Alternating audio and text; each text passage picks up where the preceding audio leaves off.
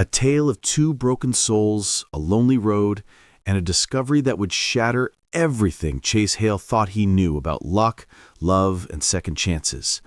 What he found that misty October morning wasn't just a woman left for dead. It was the beginning of something that would flip his entire world upside down. But the truth about who she really was, that revelation, would leave him speechless. This is a story about losing everything, finding hope in the most unexpected place, and realizing that sometimes fate has a twisted way of putting the right people on the wrong roads at exactly the right time. Before we continue, please tell us, where in the world are you tuning in from? We love seeing how far our stories travel. The October fog hung thick and low that morning, clinging to the ground like a heavy blanket. Chase Hale's boots crunched against the gravel as he walked along County Road 47, a stretch of forgotten asphalt that rarely saw more than 3 cars a day. He'd been walking for about 40 minutes now, roughly 3 miles from the old farmhouse, heading toward the Hutchinson place where he'd promised to help repair a barn roof.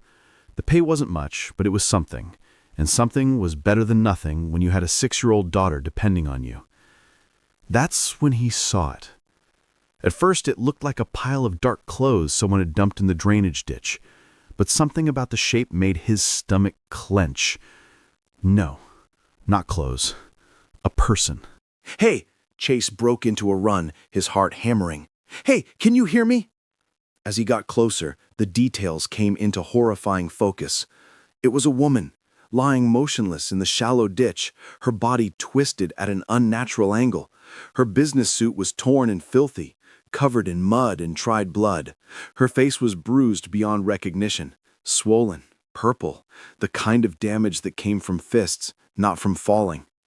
Chase dropped to his knees beside her, his construction site first aid training kicking in.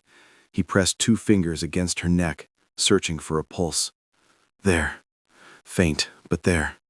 "Ma'am? Ma'am, can you hear me?" No response. Her skin was ice cold beneath his fingertips. This wasn't an accident. Nobody falls into a ditch and ends up looking like this. Someone had beaten this woman, badly, and left her here to die. But there was something else that made his blood even colder. Her legs.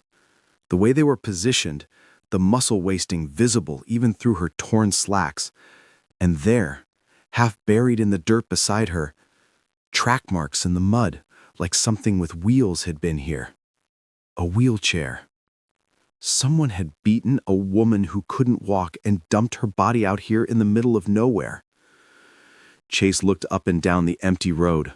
Not a single car, not a house in sight, no phone service out here. The nearest phone was back at Mrs. Dottie's place, a 1/4 mile from his farmhouse. He checked the woman's breathing again. Shallow, labored. She didn't have hours. The decision came fast. He carefully lifted her, cradling her like he used to carry his daughter. The woman weighed almost nothing. As he lifted her, her head lolled against his chest, and he heard a soft, unconscious whimper of pain. "I've got you. You're gonna be okay. I promise." The walk back felt like miles. His arms burned, his back screamed, but he didn't stop. Every few minutes, he'd pause just to check if she was still breathing, then keep moving. The fog began to lift as he finally saw the outline of his farmhouse through the trees. The old structure looked run down in the morning light.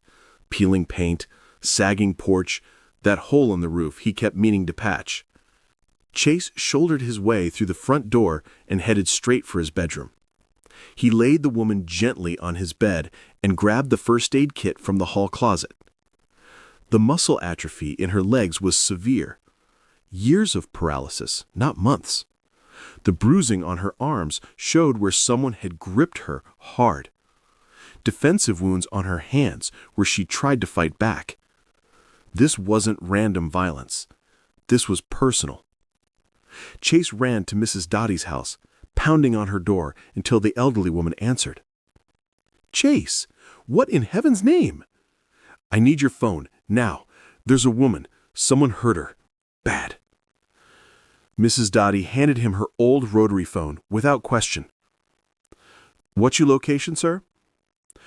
1247 County Road 47. I found a woman on the side of the road. She's been beaten, unconscious, and I think she's paralyzed." Chase rattled off everything he could: pulse rate, breathing, visible injuries. Then came the words that made his stomach drop. "Sir, there's been a major accident on Interstate 88. Our nearest available ambulance is approximately 3 hours away." 3 hours. Understood. He ran back to check on the woman. She was exactly as he'd left her. Pale, cold, barely breathing. Chase pulled a chair up beside the bed, checking her pulse every 10 minutes, talking to her even though she couldn't hear him, because the silence felt too much like death. "Whoever you are, you're a fighter, so just keep breathing, okay?" An hour passed, then 90 minutes, and then her eyes fluttered open. Chase leaned forward instantly. "Hey, you're safe. Don't try to move." Her eyes were wild with terror, unfocused, searching for threats that weren't there. "Please, don't let them find me. No one's going to hurt you here, I promise." "My chair." Her words came in broken fragments. "They took my chair, said I wouldn't need it, burned it right in front of me." Chase felt rage coil in his gut. "Veronica," the woman whispered. "My sister. She watched. She just watched. Shh, save your strength. Help is coming." "They left me to die." A single tear rolled down her bruised cheek. "She said our father was a fool, giving me the company when I can't even walk." Then her eyes rolled back and she was unconscious again. The ambulance finally arrived 2 hours and 47 minutes after his call. The paramedics rushed in with professional efficiency. "Sir, did she say anything?" "She was conscious for maybe a minute. Said something about her sister, about her wheelchair being burned." The paramedic's expression darkened. This woman's been drugged, heavy sedatives, and these injuries, someone wanted her dead. "Which hospital are you taking her to?" "St. Catherine's in Bloomington." Chase nodded. "I'm following you there." Chase ran back to Mrs. Dottie's house where his daughter Brielle was having breakfast. The little girl looked up from her cereal. "Daddy, you's back early." "Something happened this morning. I found a lady who's hurt, and I need to make sure she gets to the hospital safely. Can you be a big girl and come with me?" Brielle's brown eyes went wide. "Is she hurt bad?" "Pretty bad, yeah." "Then we gotta help her." Brielle jumped down and grabbed her stuffed rabbit. "Mr. Bunny always makes me feel better when I'm scared. Maybe the hurt lady needs him too." The drive to St. Catherine's took an hour. A police officer approached Chase almost as soon as he walked through the doors. "Sir, I am Officer Martinez. I understand you're the one who found the victim?" For the next hour, Chase gave his statement while Brielle clung to him. "Mr. Hale, do you have any idea who this woman is?" "No." She was unconscious most of the time. Officer Martinez wrote something in his notebook. "Between you and me, this looks like attempted murder. But she did survive. Because of you," the officer met his eyes. "You saved her life, Mr. Hale." "Daddy, can we wait here till the sleeping lady wakes up?" "Yes, sweetheart, we can wait." They waited for hours. Brielle drew pictures with crayons a kind nurse provided. Chase sat in the uncomfortable plastic chair, his mind wandering to places he'd been trying to not go for 2 years. He thought about Andrea, about the day she'd collapsed, how the doctors had said stage 4 and weeks, not months. He thought about Marcus, his business partner, who had stolen everything while Chase was buried in grief. The lawyers said he'd have to declare bankruptcy. Creditors took the house, the cars, everything. The farmhouse had been Andrea's childhood home, inherited from her parents. It was falling apart, but it was all they had left. For 2 years, Chase had been surviving, just barely. But this morning, when he'd found that woman in the ditch, something had shifted. For the first time in 2 years, he'd felt useful, necessary. "Mr. Hale?" Chase looked up. A doctor in scrubs stood before him. "I'm Dr. Patel. She's stable now. Critical, but stable. She has 3 cracked ribs, severe contusions, and evidence of long-term paralysis. Someone also drugged her heavily. This was a planned attack." Chase felt sick. "Can she have visitors?" "Not yet. She's unconscious and will likely remain that way for at least another day." That evening, after tucking Brielle into bed, Chase sat on the porch steps and looked up at the stars. He thought about the woman lying in that hospital bed, about the terror in her eyes, about whoever had hurt her and why. Tomorrow, he'd go back. He'd keep his promise to Brielle. The stars offered no answers, but they rarely did. Chase woke to Brielle bouncing on his bed at 6 a.m. "Daddy, we gotta go see the hurt lady." They arrived at St. Hatherine's at 8:30. The nurse smiled when she saw them. "Back again? She's still unconscious, sweetie, but I bet she'd love to see your drawings when she wakes. Can we put them on her wall?" "I think that would be wonderful." In the private room, Chase saw the woman in proper lighting for the first time. She was younger than he'd thought. Early 30s, maybe? Even with the bruising, he could see delicate features, high cheekbones, long blonde hair, the kind of face that belonged in boardrooms, not beaten and left to dead. Brielle placed Mr. Bunny on the bedside table. "There, now you won't be lonely." Hours passed. At 11 a.m., Officer Martinez appeared in the doorway. "Mr. Hale, we have an ID, and this situation is a lot bigger than we initially thought." Chase's stomach tightened. "Who is she?" Officer Martinez pulled out a photograph. "Her name is Valentina Cross, CEO of Cross Technologies. She's been missing for 2 days." Chase stared at the photograph, then at Valentina in the bed. Cross Technologies. He knew that name. One of the biggest tech companies in the country, worth billions. Her family? They're the ones who did this? "We're investigating. But this woman had 70% ownership of a multi-billion-dollar company. Certain people apparently thought her wheelchair made her unfit to lead." Officer Martinez's expression hardened. "We're looking at her stepsister and several board members." Someone had tried to murder her for money, for power. "We'll need you to testify when this goes to trial." Chase nodded slowly. "Whatever she needs." "Daddy," Brielle tugged his sleeve, "what's a CEO?" "It means she's in charge of a big company, sweetheart. A very important person." "But she's hurt real bad. Being important doesn't stop people from being hurt, does it?" "No, baby, it doesn't." "Maybe she needs friends more than she needs being important. Friends don't leave you in ditches." Chase reached over and smoothed his daughter's hair. "You're absolutely right, sweetheart." The next day, Valentina was still unconscious. Chase and Brielle came again. On the 3rd day, Brielle brought a book. "Can I read to her, Daddy? Mommy used to say that sick people can hear stories even when they're sleeping." "Yes, sweetheart. I think she'd like that." So Brielle read, stumbling over words, making up funny voices. Chase watched and felt something stir in his chest. Hope, maybe. Or just the strange comfort of feeling needed again. On the 4th day, everything changed. They arrived to find Valentina's room bustling with activity. The crowd parted, and he saw her, awake. Sitting up in bed, looking pale but unmistakably conscious. Her dark eyes landed on Chase. "You," she said, her voice hoarse, "you're the one who found me." "Yeah, that was me. The nurses told me. They said you carried me 3 miles and saved my life. Anyone would have done the same."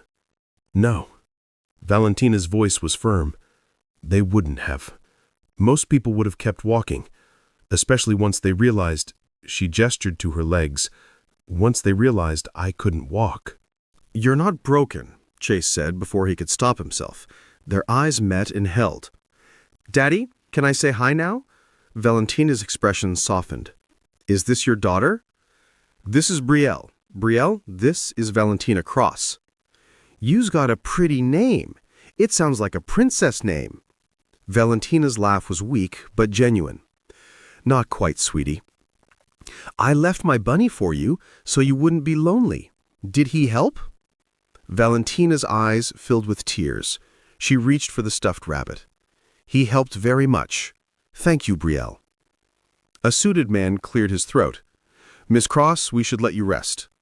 No, give me a few minutes alone with Mr. Hale and his daughter. Please. The room emptied. Valentina studied Chase. She set Brielle down. He chose his words carefully. 2 years ago, I lost my wife to cancer, lost my business to a crooked partner, lost everything except my daughter and an old farmhouse. He met Valentina's eyes. I know what it feels like when the world kicks you when you're down. So when I saw you in that ditch, I wasn't going to be one of those people who walks away. Valentina's expression shifted. They tried to kill me, she said quietly. My stepsister Veronica and 3 board members. They drugged me, drove me out to that road, and destroyed my wheelchair. Burned it while I watched. Veronica said our father was a fool for leaving me the company when I can't even walk. Chase felt rage coil in his gut. That's evil. Yeah, but I had been gathering evidence of their embezzlement for months. They decided to remove the problem. Except the problem is still here, Chase said firmly. Because of you. Valentina's voice dropped to a whisper. You saved my life, Chase Hale. You don't owe me anything. Yes, I do. And more than that, I don't have anyone. No family I can trust. For days, the only people who came were a stranger and his 6-year-old daughter. Chase thought about his own isolation since Andrea's death. Yeah, I know exactly how that feels. Their eyes met again, and this time the connection was undeniable. Look, Daddy, this machine shows her heartbeat. Brielle pointed excitedly. Valentina laughed, and the sound transformed her face. Chase found himself smiling too, something warm unfurling in his chest. Maybe that morning on the foggy road had been the start of something neither of them could have predicted, something that looked a lot like hope. Over the next 2 weeks, Chase and Brielle became fixtures at St. Catherine's. They visited every day. Chase brought soup and conversation. Brielle brought endless drawings and stories. Valentina began to heal. The bruises faded. She could sit up without wincing. But without her wheelchair, she was trapped. The custom one I had took 6 months to build, she explained one afternoon. It was designed specifically for my needs. It cost more than most people's cars. And they just destroyed it. Poured gasoline on it and lit a match. Valentina's voice was matter-of-fact, but Chase saw the pain. You're not helpless, Chase said firmly. You're running your company from a hospital bed and building a case against people who tried to murder you. That's not helpless. Valentina smiled, but it didn't reach her eyes. The hospital is discharging me next week, but I can't go back to my penthouse, it's a crime scene, and I can't go to a facility because Veronica tried to have me committed. If I check in voluntarily, it gives credibility to her story. So where will you go? I don't know. Chase opened his mouth, closed it, then opened it again. The offer was crazy, but he remembered that morning. He remembered Andrea's words. Promise me you'll stay open to love. Stay with us, he heard himself say. Valentina blinked. What? The farmhouse. It's not fancy, but there's room. You'd be safe. Mrs. Dottie has an old wheelchair from when her husband was alive, and I was a contractor. I can build ramps, modify things. Chase, why would you do this? Because I don't see CEO Valentina Cross. I just see someone who needs help. Brielle tugged his sleeve. Can I give her Mr. Bunny now, Daddy? Valentina watched the little girl. You're a good man, Chase Hale. I'm just a man trying not to drown. Maybe we can tread water together for a while. She laughed through her tears. Okay, but I'll help too. With the house, expenses. I'm not dead weight. Chase smiled. Deal. The next 3 days were a whirlwind. Chase borrowed the old wheelchair and spent every hour working on the farmhouse, building a ramp, modifying the bathroom, creating a desk from reclaimed wood. Mrs. Dottie brought casseroles and blankets. "Make her feel like family," she said. The day Valentina was discharged, Chase drove to the hospital. Brielle bounced in her seat, chattering about everything she'd show Valentina. Valentina was waiting, dressed in simple jeans and a sweater. She looked nervous. "Ready?" Chase asked. Valentina stared at the old wheelchair, then lifted herself into it with practiced efficiency. "It's perfect," she said. The drive was quiet. When they pulled up to the farmhouse, peeling paint, sagging porch, Valentina studied it. "It's beautiful." "You're a terrible liar." "I'm serious. It feels like a home." Chase lifted her from the truck, trying not to notice how his hands lingered at her waist. Inside, Valentina wheeled through each room slowly. She stopped at the desk he'd built. "You made this?" "Nothing fancy." "Chase," she turned to look at him. "This is the kindest thing anyone has ever done for me." He didn't know what to say. How could that be possible? "You deserve kindness," he said simply. Their eyes locked, and the farmhouse kitchen felt very warm. Then Brielle stumbled in. "Miss Valentina, you're here. Come see my room." The moment broke, but the warmth remained. The first week was an adjustment. Valentina worked remotely, rebuilding her company from the farmhouse. Chase went back to his odd jobs, and Brielle appointed herself Valentina's official helper. 1 butterfly, 2 butterfly, 3 butterfly, she'd count as Valentina did physical therapy stretches. In the evenings, after Brielle went to bed, Chase and Valentina would sit by the fireplace. They talked about everything. She told him about the isolation of being CEO, about how her wheelchair had become both challenge and teacher. People treat you differently. They talk slower, make decisions for you without asking. They act like your disability defines you. That must be exhausting. It is. But it taught me who's worth keeping in my life. Chase felt the weight of her gaze. Brielle said you're the only grown-up who doesn't talk to her like she's stupid. She's brilliant. Why would I? Exactly. Chase leaned back. I lost my wife 2 years ago. Cancer. 6 weeks from diagnosis to... He couldn't finish. Then my business partner stole everything. Lost the house, the business. Ended up here because this was all we had left. I'm sorry, Valentina said softly. The grief is one thing, but the isolation after? People stopped calling because they didn't know what to say. I understand that, Valentina said. When I had my writing accident, half my friends vanished. I wasn't convenient anymore. They sat in silence, 2 people who'd been left behind, finding understanding in each other. Can I ask you something? Valentina's voice was tentative. Anything. Why aren't you angry? He considered carefully. I was angry. For months. But then Brielle asked me why I was so sad all the time. Said her teacher told her sad daddies can't see happy things. I realized I could either stay angry or find the good moments. That's survival. He turned to look at her. You understand that. You've been surviving your whole life, proving yourself, building an empire despite everyone saying you couldn't. Chase, I don't think you realize how extraordinary you are. You saved my life. You opened your home. You treat me like a person, not a charity case. You just see me. That's not extraordinary. That's just being human. Maybe that's what makes it so rare. Their eyes met and held.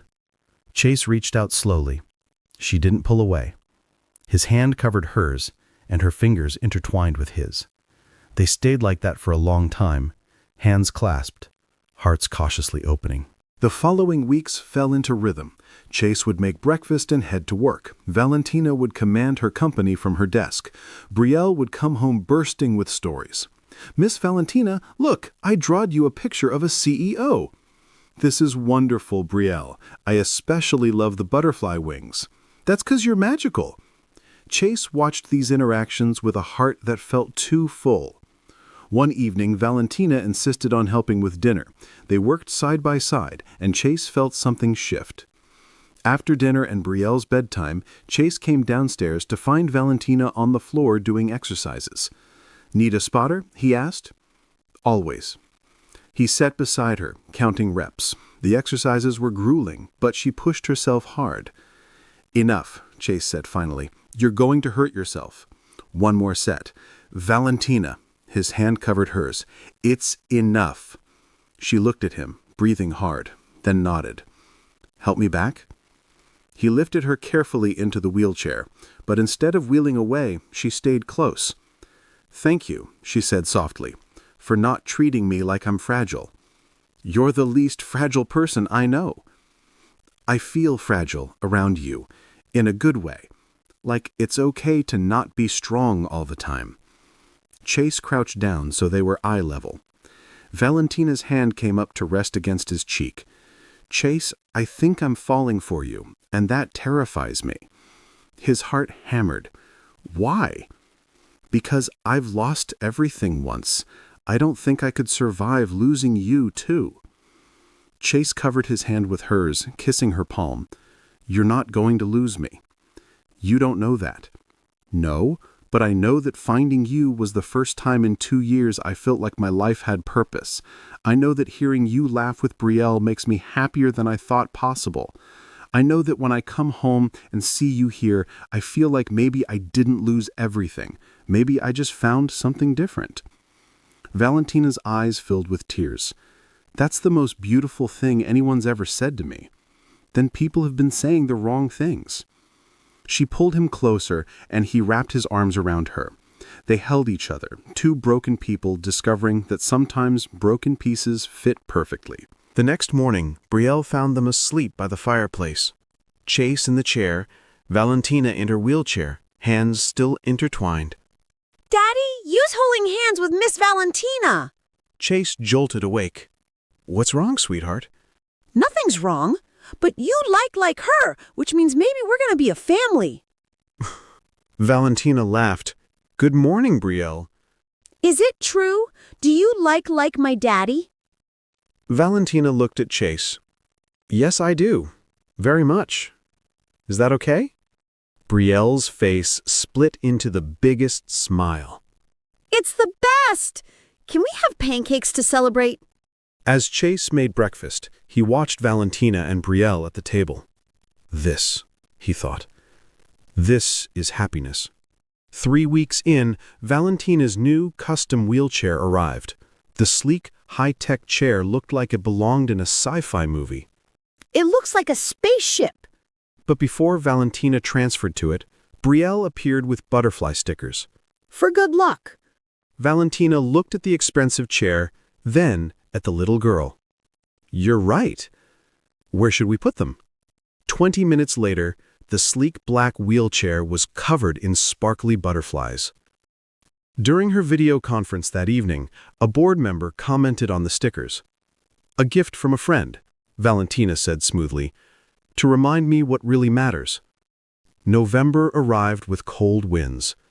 Chase finally saved enough to fix his truck, which meant more jobs, but longer hours away. One night, he found Valentina on the phone, speaking rapid Spanish to someone clearly giving her trouble. She sounded commanding, powerful, every inch the CEO. When she hung up, she looked drained. "Tough call?" "Former business partner trying to weasel out of a contract. He thought he could push me around because..." She gestured to her wheelchair. "What did you tell him?" Valentina's smile was sharp. "I told him I survived attempted murder. I'm not afraid of him." Chase laughed. "Remind me never to cross you." "You're safe. You're not a business deal." "What am I, then?" She wheeled closer. "You're the person who makes me remember what it's like to feel safe. You're the reason I'm thinking about what comes after revenge." "After?" "After I finish rebuilding my company. I've been so focused on survival that I forgot to think about what I actually want. And lately, what I want looks like this, like you and Brielle and this farmhouse." Chase's breath caught. Valentina. She paused. I'm not asking for promises, but I need you to know this isn't temporary for me. What I feel for you is real. Chase crossed the room, dropping to his knees. It's real for me too. Then what do we do? I don't know, but maybe we just keep going. Keep being honest. Keep seeing where this leads. Valentina's hand cupped his face. I can do that. He leaned forward, and this time there was no hesitation. Their lips met in a kiss that was gentle and fierce all at once. When they pulled apart, both breathing hard, Valentina smiled. I think Mr. Bunny was right. Chase laughed, resting his forehead against hers. Don't tell Brielle. Too late, Brielle's voice called from the stairs. I heard everything. Mr. Bunny says, I told you so.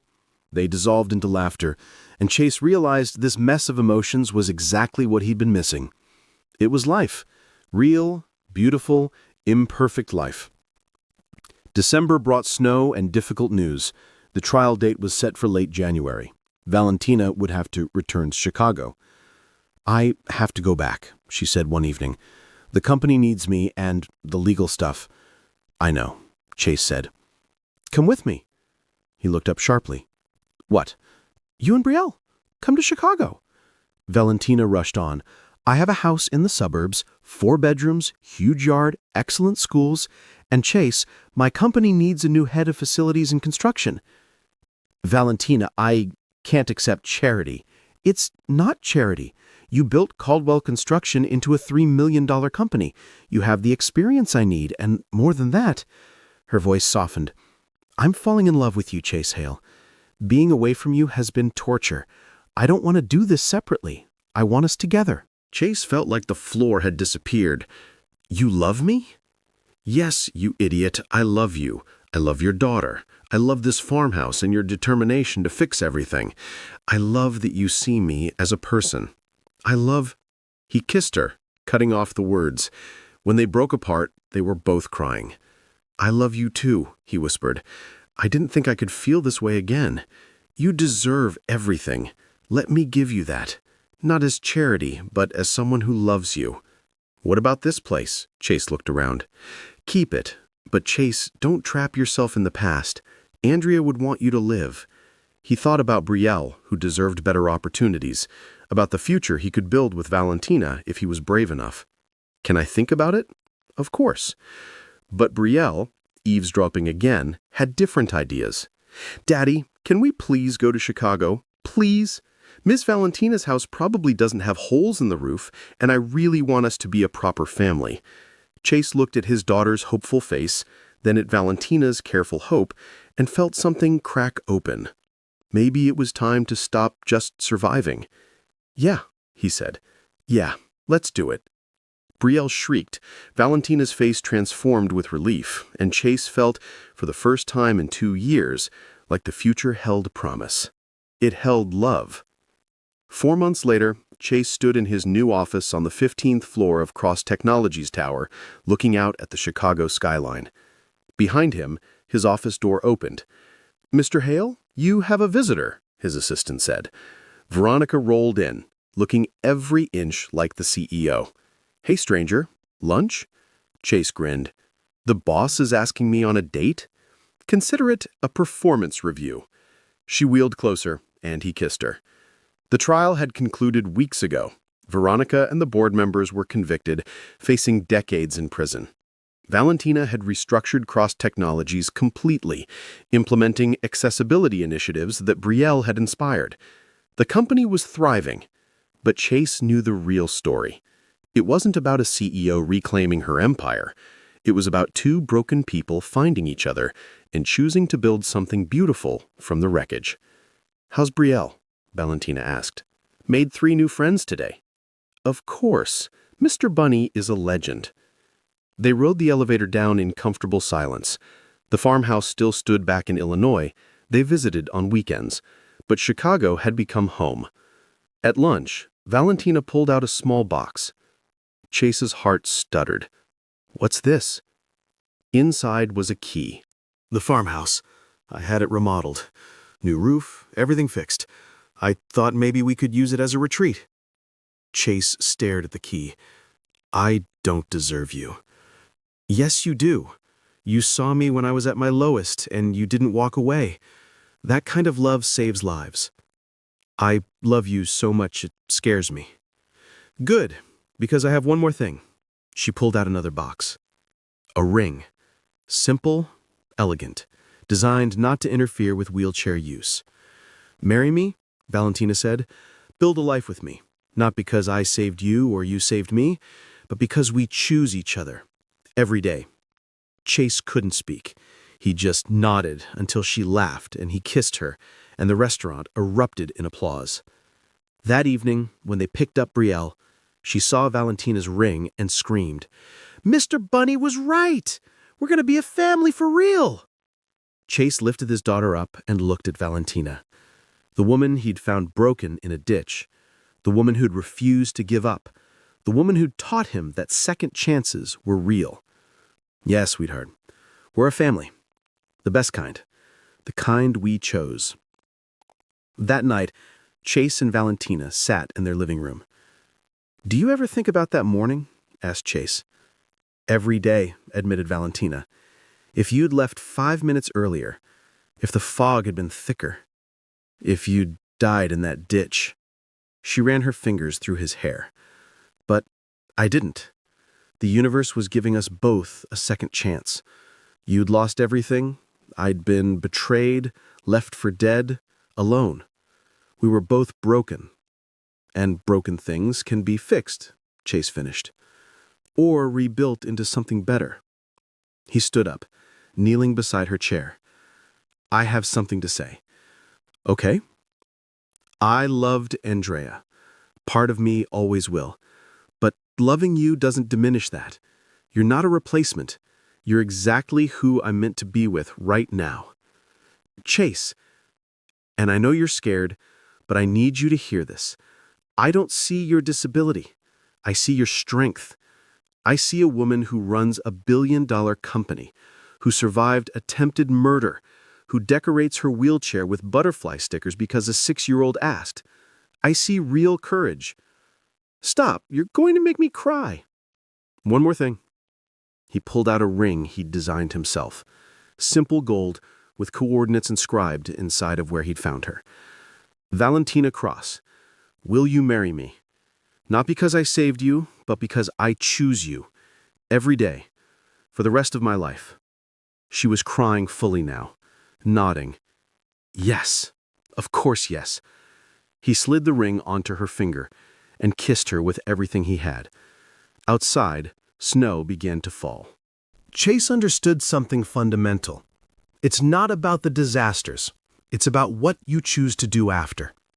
It's about the people you find in the wreckage, the hands you hold in the darkness, the love you build from broken pieces. 2 years ago, he'd lost everything. 6 months ago, he'd found a woman dying in a ditch. Today, he had a family, a career, a future. And tomorrow held even more. The road ahead stretched before them, but they'd walk it together. Or, in Valentina's case, roll it together. And that made all the difference. Sometimes the greatest treasures aren't found when you're searching. Sometimes they're discovered when you simply stop to help someone else. When you choose compassion over convenience. When you see past the broken exterior to the fighting spirit underneath. Chase Hale had found Valentina Cross on the worst day of her life. But really, they'd found each other. And in finding each other, they'd found themselves again. That was the real miracle. Not the survival, not the rescue, not even the love story. It was the reminder that no matter how broken you are, there's always a chance for something new. Something beautiful. Something worth fighting for.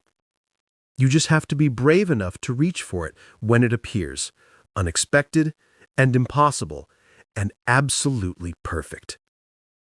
Friends, if this story touched your heart the way it touched mine, if it reminded you of the power we all have to change someone's life with a simple act of kindness, please don't just watch and walk away. Hit that subscribe button and join our Everbells Stories family.